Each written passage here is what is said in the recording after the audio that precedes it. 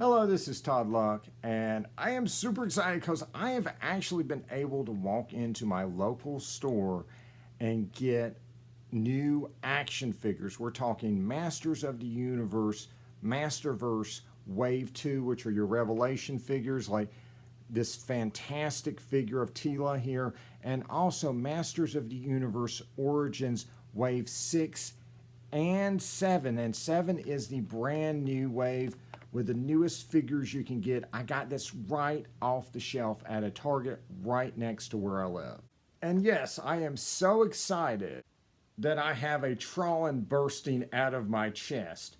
Oh, you guys are in trouble now. I love this shirt. But just because I could walk into Target and get them doesn't mean I can do the same thing at Walmart. I present to you a tale of two stores. So Walmart's Masters of the Universe section looked largely unchanged from when I showed you guys that they had actually fully stocked it, and it still has a hole where the Origins figures should be, the regular ones, and it's still got the old stock. You know, they've got the Battle Armor, He-Man and Skeletor clogging the pegs. They've got the Masterverse Wave 1 stuff clogging the shelves. Of course, you know, this stuff had been trickling in for months and months before they got them in to fully stock it. And so by the time they actually did fill those pegs, most people had already got them. So, you know, my question was, will they actually get in new stock? And I haven't seen any evidence of it. Doesn't mean it won't happen. It just hasn't happened yet. They got in a huge shipment of toys last night, and I checked again this morning, and none of it was Masters of the Universe. But it doesn't mean a shipment won't come in at some point. However, at Target, it has arrived, and they are putting it on the shelf. The extraordinary thing was, I went by there earlier in the week, and so I saw flesh-colored Stratoses. This is in the newest wave, Wave 7, and they were like just sitting there as peg warmers. There were like 4 of them at that point. And when I went back, they put out Wave 6, and I started seeing Masterverse Wave 2 figures. I saw, like, I think it was Man-at-Arms that had been mixed in there. And what I also noticed was, if someone bought a figure, you know, and created a hole on that peg, right, they were putting new figures to fill that peg. They wanted those pegs full, and they were going back in every day and restocking them, meaning they had stock and they had someone there who was motivated to put that stuff out there. And so by the end of the week, they had every figure in Wave 2 of Masterverse out, and every figure in Wave 6 of Origins out, and every figure in Wave 7 out. And I was able to come out of the store with both Jitsu and Buzz-Off, which are the figures in Wave 7 that I wanted. I mean, these are brand new figures. They have a mini comic I've never read before. And I just walked into a store and got them. it was a very emotional experience, right? And, you know, because I just hadn't done that in like 2 years. You know what I'm saying? And it got even more emotional because I looked on the back of the figure. And so the card back art tends to tease figures we're going to get in future waves. I look in the corner and I see Cyclone. And so that is a very, very pleasant surprise. Cyclone is my absolute favorite Masters of the Universe figure. And, you know, he is pretty much going to be 100% tooled. They might be able to reuse the legs in the Origins version. But, I mean, the rest of this guy is going to be tooled. And I was a little surprised at that. There's not really a good reuse for all these body parts. There is a character named Strobo who was never released. He's basically just reused parts and personally doesn't excite me. And I'm not saying they're going to do it, but that's the only other use that they could have for this body that they would create for Cyclone.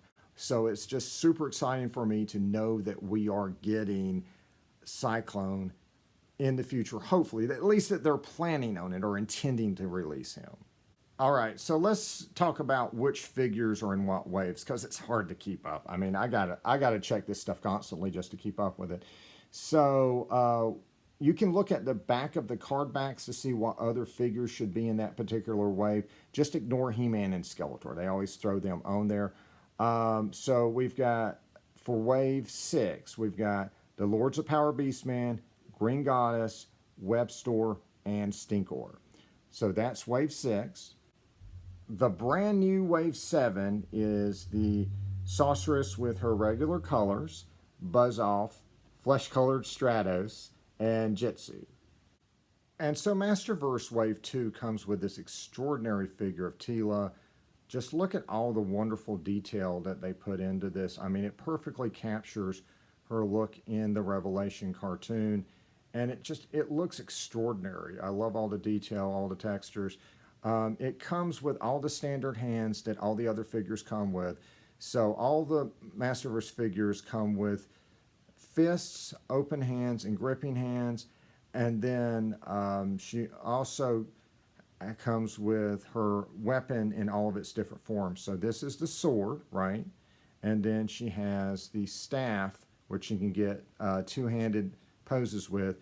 And then she has her weapon in this form, you know, the collapsed form when she's not using it, and that can just slide right into the back here for her to kind of keep, and it's ready for her to grab and use whenever she needs it. We also have Man-at-Arms with his traditional armor that he was wearing in the first episode of Revelation during the fight of Grayskull. And it's a really cool looking figure.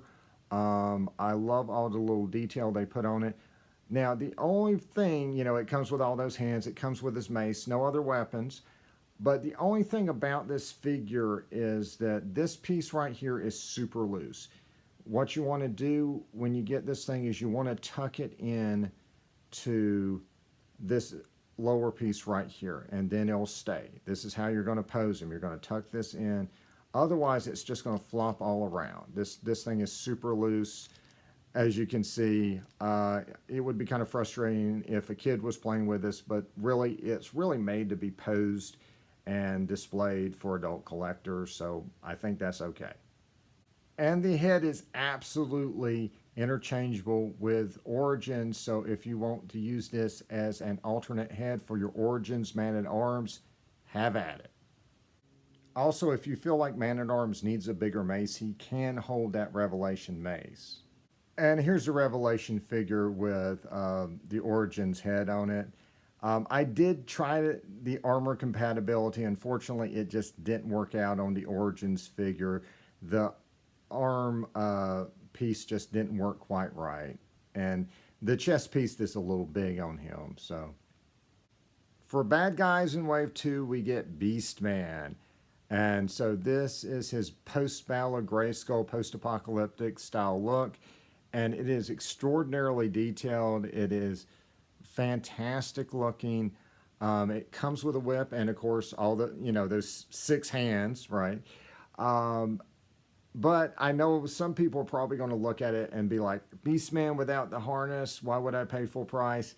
And I get what you're saying, but you got to remember, this is a collectible figure, and most of them do not have interchangeable suits or harnesses or anything like that. Most of them are just sculpted detail, and so that's what you're getting here.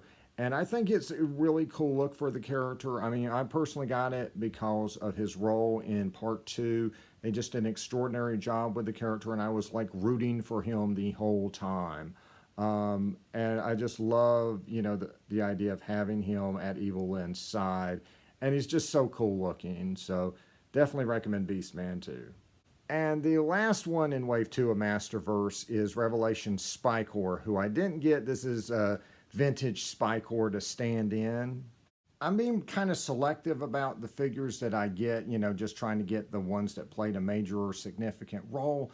But Spikor is definitely tempting because it is such an extraordinary looking figure, and Spikor is one of my favorite masters. I may still end up getting him in the long run. So those are the figures I saw at my Target. Now, if you're thinking to yourself, well, gee whiz, if they're starting to get this stuff in regularly, maybe they'll get the older waves that never hit the store shelves, right? Unfortunately, I've got bad news for you. So many months ago, I ordered a Trapjaw and a Manny Faces, and I ended up recently having those orders canceled because it told me that the manufacturer no longer makes them. So those were Wave 2 figures. So we can probably assume that the older waves are just not going to get new shipments, or, at some point they will just run out, right? They're not going to remake those just because the distribution was so low. That kind of sucks, but, at least we have stuff to look forward to in future waves. So Masterverse Wave 3 has Andra, Stinkor, Scareglow, and Fisto in it. And you can pre-order those right now at Big Bad Toy Store Entertainment Earth. So Wave 9 is a little bit more mysterious. It's not available for pre-order on like Big Bad's Toy Store or Entertainment Earth. I saw an article that said that a website called Deep Discount does have listings for it up, and it's got pictures of the figures, so it seems like it's probably legitimate. According to that, it's going to be Clawful and also a shiny silver version of the Horde Trooper, Anti-Eternia He-Man. As for the fourth figure in Wave 9, I don't know, guys. The article said the site had Sunman listed, but could not pull a picture. And when you click on that link to see that listing, it doesn't exist. Maybe it is Sunman. Obviously, we were told we were getting a regular carded Sunman at some point. We also know that they showed a repainted Trapjaw in his mini comics colors that's supposed to be coming out. I don't know what that fourth figure is, but we will certainly find out. I'm sure it will be hitting those major retailers for pre-order at some point.